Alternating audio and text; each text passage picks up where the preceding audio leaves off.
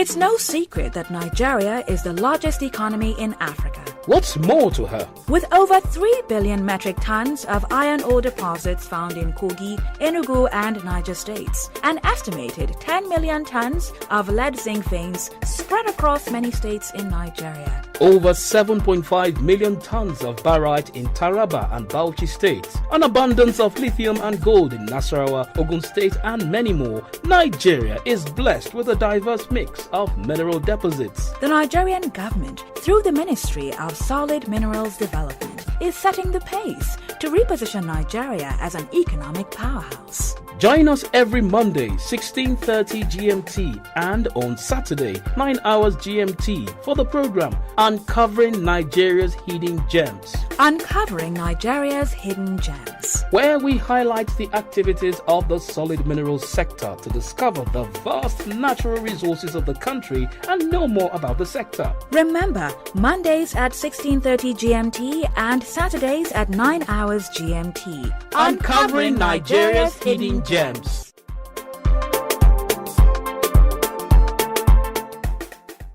Thank you very much, Rabi. I've been in the ministry for 1 year, 4 months, and it used to be called Ministry of Mines and Steel. It became Ministry of Solid Mineral about a year, 3 months ago. So far, you asked me about transformation in the ministry. So far, so good. You are aware that awareness about the solid mineral in Nigeria has become very heightened in the last 1 year. Not that people didn't know about it, a lot of illegal activities were going on, but it has come to the fore more in the last 1 year. People are aware that we have so much of the solid mineral, and that the solid mineral is a great source of wealth for Nigeria. That message is out in the open. Also, the issue of illegal mining, it's been with us, but you can see that the ministry is taking very active steps against the issue of illegal mining, and a lot of the perpetrators of illegal mining are being prosecuted. If you've been on the news, you see that the issue, the mines marshal, they've been apprehending quite a lot of illegal miners, and they are being prosecuted, unlike what obtained in the past. So that in itself is a transformation. Also, the artisanal miners, a lot of them are becoming very incorporated, joining cooperatives, and that is kind of a way to regulate the activity and formalize the activity. In the past 1 year, we have been able to cooperate over 200, and as I speak to you, our officers are in the field doing that, and I'm sure at the end of the year or early next year, we'll have the statistics for how many more we have added. And there are so many other transformations that have been on. You know, I have a very proactive minister, and he's been in the forefront of ensuring that the sector delivers on what it's supposed to deliver on. You know, there is a Nigeria Institute of Mining and Geosciences in Jos.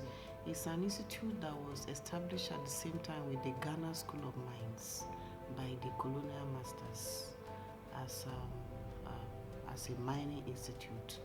And if Nigeria is going to get advanced in the aspect of mining, there's no doubt that we need capability development. And so advancing that institute into a university of mines is something that we should all look forward to and see how that can come to be. Now, the fear has been that, you know, there are so many universities in Nigeria already poorly funded, not doing well. So adding more universities to nobody's advantage. But discussions are underway on how, you know, we ensure that it's a functional university. But there's no doubt that we need a University of Mines, and that institute is already an established place, and so it can just be the necessary things can be put in place to make it a university. Yeah.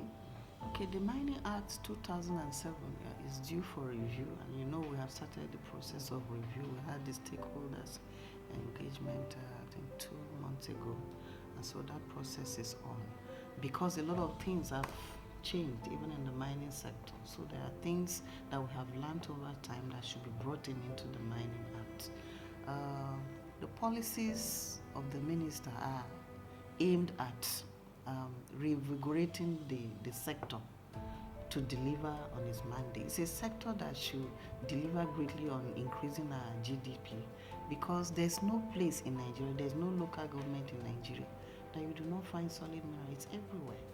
And I do not believe that it's by accident that Nigeria is sitting on that. We should get the wealth that comes from it. And so the act is going to be skewed to ensure that, proper things are being done according to best practices.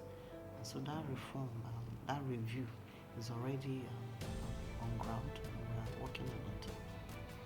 Okay, so the issue of illegal mining, I talked about it earlier. It's been with us. It's not peculiar to Nigeria. It's everywhere, but ours it's another dimension that there's security challenge to it. Some of the things we put on ground to be able to try to overcome that was we pushed out jingles at a point in different Nigerian languages for people to understand that the resources are meant to benefit all of us. Unfortunately, the present economic situation is not helping matters, because the illegal miners, they bring in resources, throw it at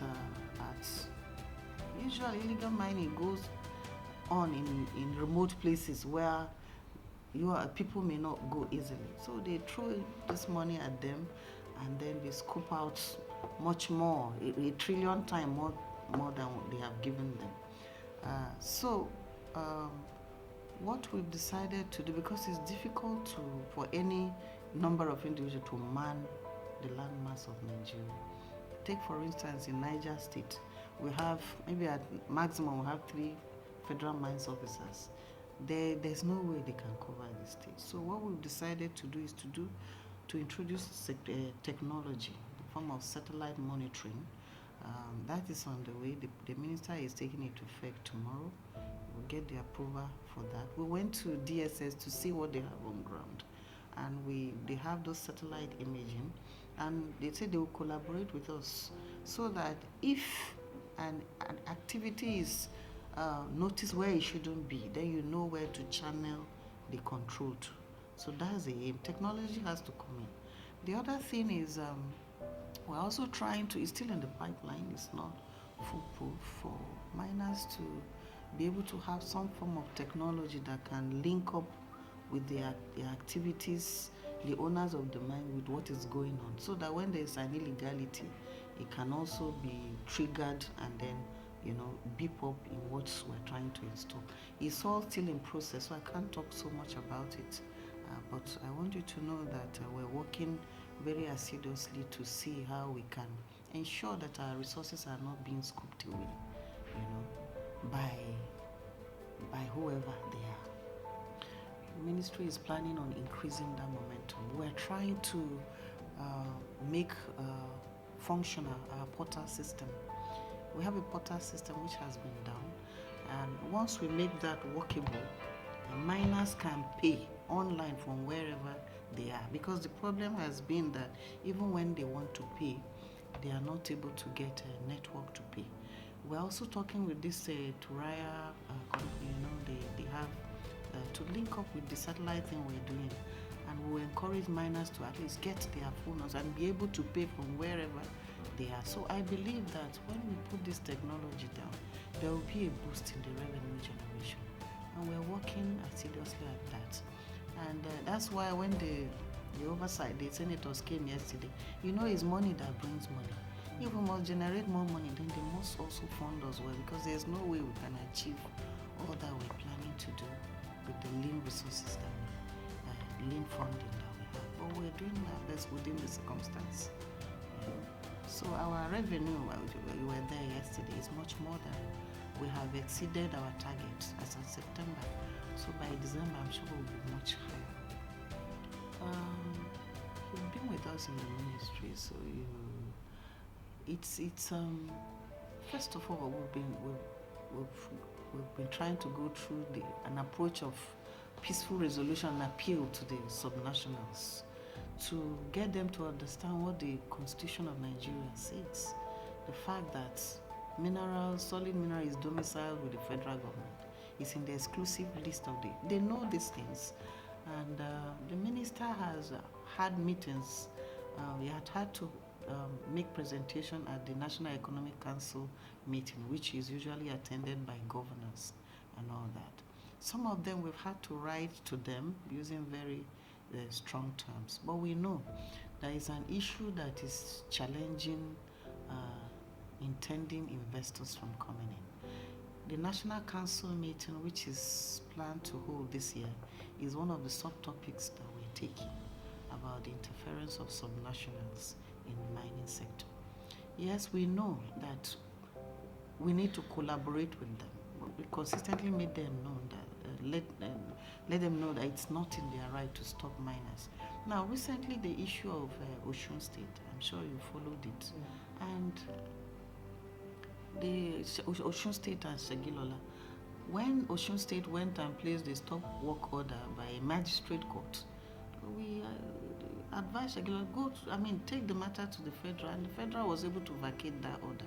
And to tell you that at least in that regards, it worked, and we're in the process of, putting doing something more permanent about this issue. So it's not something that we don't know about, but we're working on it. We don't want to go through confrontational because we still need peace in the land, but we ensure that the right things are done. The long-term goal is to see that the ministry delivers, contributes a very large percentage to the country's GDP. That's one. Secondly, we're looking at, we're trying to establish a solid mineral development company that can form JV with private entities. That is in the works. And then we're looking at a situation where Nigeria will become a mining destination eventually and have very standard mines. If you go out and see mines, they are beautiful. So we're looking at Nigeria also having very beautiful mines with all the checks in place. So that is our goal with the big players coming in. Why we want to attract the big players, we're also not discountenancing our domestic investors. So we want to be able to make the sector comfortable for them to operate. No matter the poverty, we should not sell out our birthright. You collect the illegal Chinese mine, they come in and throw in some money, and then you allow them scoop your children's future away. So as much as you can help us, throw out the jingles to them. We should protect what we have.